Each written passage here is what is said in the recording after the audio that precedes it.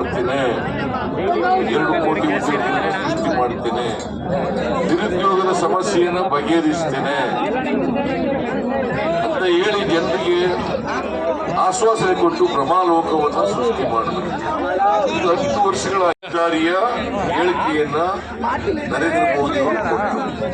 ಇವರು ಈ ದೇಶದ ಪ್ರಧಾನಮಂತ್ರಿ ಆಗಲಿಕ್ಕೆ ಲಾಯಕ ಅಥವಾ ನಾಲಾಯಕ ಅಂತ ಅವರು ನಾಲಾಯಕ ಅಂತ ಅಂದ್ಮೇಲೆ ಅವ್ರ ಪಾರ್ಟಿಗೆ ಓಟ್ ಹಾಕ್ತೀರಾ? ಓಟ್ ಹಾಕ್ಬಾರದು. ಆಮೇಲೆ ಇಲ್ಲಿ ಬಹಳ ಜನ ರೈತರಿದ್ದೀರಿ. ರೈತರ ಆದಾಯವನ್ನ ಮಾಡ್ತೀನಿ, 2 ಕೋಟಿ ಮಾಡ್ತೀನಿ ಅಂತ ಹೇಳಿ ಅಂದ್ರೆ 1 ಲಕ್ಷ ರೂಪಾಯಿ ಆದಾಯ ಬರ್ತಾ ಇದ್ರು ರೈತರಿಗೆ, ಅದು 2 ಲಕ್ಷ ಬರೋ ರೀತಿ ಮಾಡ್ತೀನಿ ಅಂತ ಹೇಳಿ. 3ನೇದು ಏನಪ್ಪ ಅಂತಂದ್ರೆ ಎಲ್ಲ ಅಗತ್ಯ ವಸ್ತುಗಳ ಬೆಲೆಯನ್ನ ಕಡಿಮೆ ಮಾಡ್ತೀನಿ, ಕಮ್ಮಿ ದುಡ್ಡಿನಲ್ಲಿ ಕಮ್ಮಿ ದರದಲ್ಲಿ ಆಹಾರ ಪದಾರ್ಥಗಳು ಸಿಕ್ಕ ರೀತಿ ಮಾಡ್ತೀನಿ, ಗೊಬ್ಬರ ಸಿಕ್ಕಾಗ ಮಾಡ್ತೀನಿ, ಅಡಿಗೆ ಎಣ್ಣೆ ಸಿಕ್ಕಾಗ ಮಾಡ್ತೀನಿ, ಪೆಟ್ರೋಲ್ ಕಡಿಮೆ ದುಡ್ಡಲ್ಲಿ ಸಿಕ್ಕಾಗ ಮಾಡ್ತೀನಿ, ಡೀಸೆಲ್ ಕಮ್ಮಿ ದುಡ್ಡಲ್ಲಿ ಸಿಕ್ಕಾಗ ಮಾಡ್ತೀನಿ, ಜೊತೆಗೆ ಗ್ಯಾಸ್ ಕಡಿಮೆ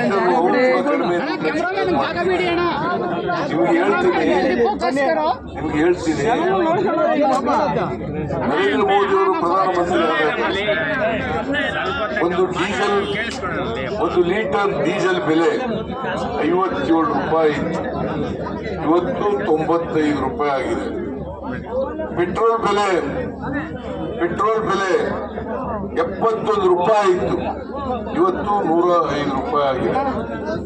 ಗ್ಯಾಸ್ ಬೆಲೆ 414 ರೂಪಾಯಿ ಇತ್ತು, ಇವತ್ತು 950 ರೂಪಾಯಿ ಮಾಡಿದೆ. ಯಾರ ಕಾರಣ? ಗೊಬ್ಬರದ ಬೆಲೆ 2 ಪಟ್ಟು ಹೆಚ್ಚಾಗಿದೆ, ಅಡಿಗೆ ಎಣ್ಣೆ ಹೆಚ್ಚಾಗಿದೆ. ನರೇಂದ್ರ ಮೋದಿ ಅವ್ರ ತಾನೇ ಕಾರಣ ಇದಕ್ಕೆಲ್ಲ. ಏನ್ ಹೇಳಿದ್ರು ಹಿಂದಿನಲ್ಲಿ?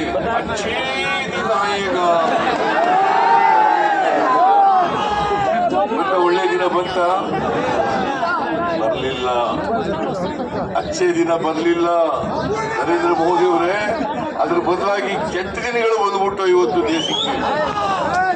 ಕೆಟ್ಟ ದಿನಗಳು ಬಂದಿದ್ದವ ಇಲ್ಲ? ಕೆಟ್ಟ ದಿನಗಳು ಬಂದಿದ್ದು ಎಲ್ಲ ಆಹಾರ ಪದಾರ್ಥಗಳೆಲ್ಲ ಗಗನಕ್ಕೆ ಕೊಟ್ಟರು. ಅದಕ್ಕೆ ನಾವು ತೀರ್ಮಾನ ಮಾಡೋದು ಕಳೆದ ವಿಧಾನಸಭಾ ಚುನಾವಣೆಯಲ್ಲಿ ಅನೇಕ ಭರವಸೆಗಳನ್ನು ನಮ್ಮ ಮ್ಯಾನಿಫೆಸ್ಟೋ ಮೂಲಕ ಮಾಡೋದು. ನಾನು 2 ಬಜೆಟ್ ಅನ್ನು ಮಂಡಿಸಿದ್ದೀನಿ. ಆ 2 ಬಜೆಟ್ ನಲ್ಲಿ ಸುಮಾರು 82 ಭರವಸೆಗಳನ್ನ ಈಡೇರಿಸಿದ್ದೀನಿ. 5 ಗ್ಯಾರಂಟಿಗಳನ್ನ ಕೊಟ್ಟಿದ್ದು. ನಾನು DK ಶಿವಕುಮಾರ್ ಇಬ್ರು ಕೂಡ ಆ ಗ್ಯಾರಂಟಿ ಚೆಕ್ಗೆ ಸೈನ್ ಮಾಡಿ ಮನೆ ಮನೆಗೆ ಹಂಚಿದ್ದು. ನಾವು ಅಧಿಕಾರಕ್ಕೆ ಬಂದ ತಕ್ಷಣ ಈ 5 ಗ್ಯಾರಂಟಿಗಳನ್ನ ಜಾರಿಗೆ ಕೊಡ್ತೇವೆ. ಹಣಕಾಸು ಶಿಫಾರಸು ಮಾಡಿದಂತ ಅನುದಾನ ಕೊಡ್ಲಿಲ್ಲ.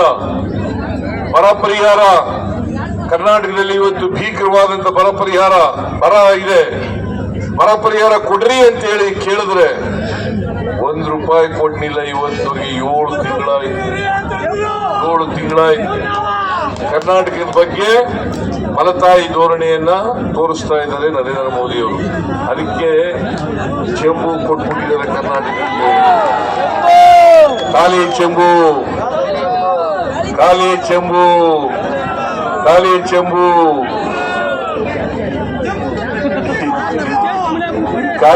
ಕೊಟ್ಟವರಿಗೆ ನೀವೇನಾದ್ರು ಬೆಂಬಲಿಸ್ತೀರಾ? ಬೆಂಬಲಿಸಬಾರ್ದು. ನಾವು ನುಡಿದಂತೆ ನಡೆದಿದ್ದೀವಿ, ಕೊಟ್ಟ ಮಾತಂತೆ ಉಳಿಸ್ಕೊಂಡಿದ್ದೀವಿ. ಬಸವಾದಿ ಶರಣರು ಹೇಗೆ ನುಡಿದಂತೆ ನಡೆದ್ರು ಅದೇ ರೀತಿ ಕಾಂಗ್ರೆಸ್ ಪಕ್ಷನೂ ಕೂಡ ನಡೀತದೆ. ಕೇಂದ್ರದಲ್ಲಿ ಅಧಿಕಾರಕ್ಕೆ ಬಂದ್ರೆ ಕಾಂಗ್ರೆಸ್ ಪಕ್ಷ ಇವತ್ತು ಏನ್ ಭರವಸೆಗಳನ್ನು ಕೊಟ್ಟಿದ್ದೀವಿ ಆ ಭರವಸೆಗಳನ್ನೆಲ್ಲ ಈಡೇರಿಸ್ತೀವಿ. ತೆಲಂಗಾಣದಲ್ಲಿ ರಾತ್ರಿ ತಾನೇ ನಮಗೆ ತೆಲಂಗಾಣದ ಮುಖ್ಯಮಂತ್ರಿ ಸಿಕ್ಕಿದ್ರು ರೇವಂತ್ ರೆಡ್ಡಿ. ಅವ್ರು ಕೇಳಿದೆ ಎಲ್ಲ ಗ್ಯಾರಂಟಿಗಳನ್ನ ಜಾರಿ ಮಾಡಿದ್ರಿ ಅಂತ ಕೇಳಿದೆ. ಅವ್ರು ಹೇಳಿದ್ರು 6ರಲ್ಲಿ 5 ಮಾಡಿದೀವಿ, ಇನ್ನೊಂದು ಕೂಡ ಅದನ್ನು ಕೂಡ ಜಾರಿ ಮಾಡ್ತೀವಿ. ಯಾಕಂದ್ರೆ 100 ದಿನ ಬಂತು, ಅವ್ರ ಅಧಿಕಾರಕ್ಕೆ ಬಂದು 100 ದಿನ ಆಗಿದೆ. ಅವರು ಕೂಡ ಜಾರಿ ಮಾಡ್ತಾ ಇದ್ದಾರೆ. ಕೇಂದ್ರ ಸರ್ಕಾರನು, ಕೇಂದ್ರದಲ್ಲಿ ಕಾಂಗ್ರೆಸ್ ಬಂದ್ರೆ ಅವರು ಕೂಡ ಮಾಡ್ತಾರೆ. ನಮ್ಗೂ ಶಕ್ತಿ ಬರ್ಬೇಕಲ್ಲ, ಶಕ್ತಿ ಬರ್ಬೇಕಲ್ಲ. ಶಕ್ತಿ ಬರ್ಬೇಕಾದ್ರೆ ಏನ್ ಮಾಡ್ಬೇಕು? ಇವರ ಕ್ರಮ ಸಂಖ್ಯೆ ಎಷ್ಟು? ಇವರ ಚಿಹ್ನೆ ಯಾವುದು? ಹಸ್ತ.